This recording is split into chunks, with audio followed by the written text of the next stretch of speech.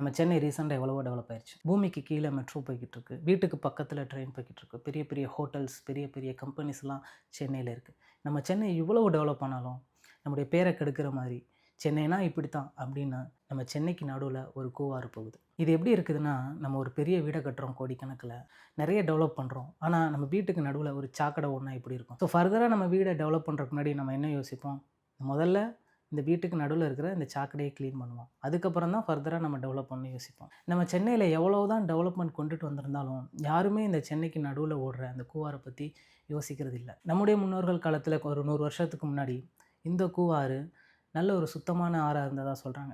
இந்த ஆறு திருவள்ளுவர் டிஸ்ட்ரிக்ட்ல வந்து ஆரம்பமாகுது. அதாவது ஆரம்பமாகுறப்போ சுத்தமான தண்ணியா இருக்குது.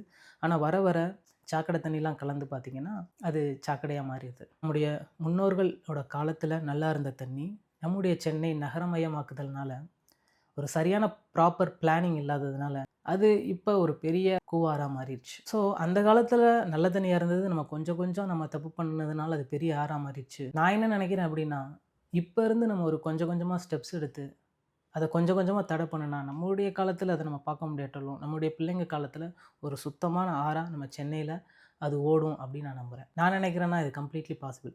ஏன்னா, நம்ம சென்னையில ஒரு முனையிலிருந்து இன்னொரு முனை அண்டர் கிரவுண்ட்ல ட்ரெயினே அனுப்புறோம். அப்படி இருக்கிறப்போ, சாதாரண சாக்கடைய நம்ம ஆத்துல கலக்காம, டைரக்ட்டா அண்டர் கிரவுண்ட்லயே நம்ம கடற்கரை வரை அனுப்ப பாசிபிள்னு நான் நெனைக்கிறேன். ஆனா, அத ஏன் யாரும் யோசிக்கிறதில்ல?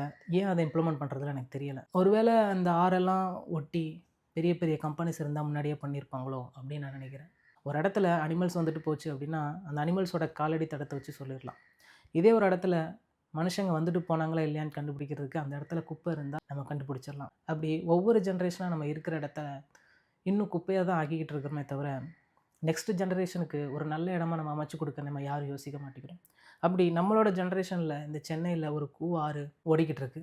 நம்ம அத சகிச்சுக்கிட்டு, அத நம்ம ஏத்துக்கிட்டோம். ஆனா, அத ஏன் நம்ம ஒரு நெக்ஸ்ட் ஸ்டெப் எடுத்து எவ்வளவோ நம்ம பண்றோம் இந்த சென்னையில. ஏன் இத கம்ப்ளீட்டா நம்ம மாத்த முடியாது? ஏன் நம்ம வருங்கால பிள்ளைங்களுக்கு ஒரு அழகான ஆறு சென்னை மத்தியில ஓடுற மாதிரி நம்ம செஞ்சு கொடுக்க முடியாது? ஸோ இத பத்தி பெரிய பெரிய இன்ஃப்ளூயன்சர்ஸ் பேசணும். அப்பதான் அந்த பவர்ல இருக்கிறவங்க எடுத்து அத பத்தி ஒரு ப்ராப்பர் பிளான் கொண்டு வருவாங்க. கண்டிப்பா இது சாத்தியம்னு நான் நினைக்கிறேன். நீங்க என்ன நினைக்கிறீங்க?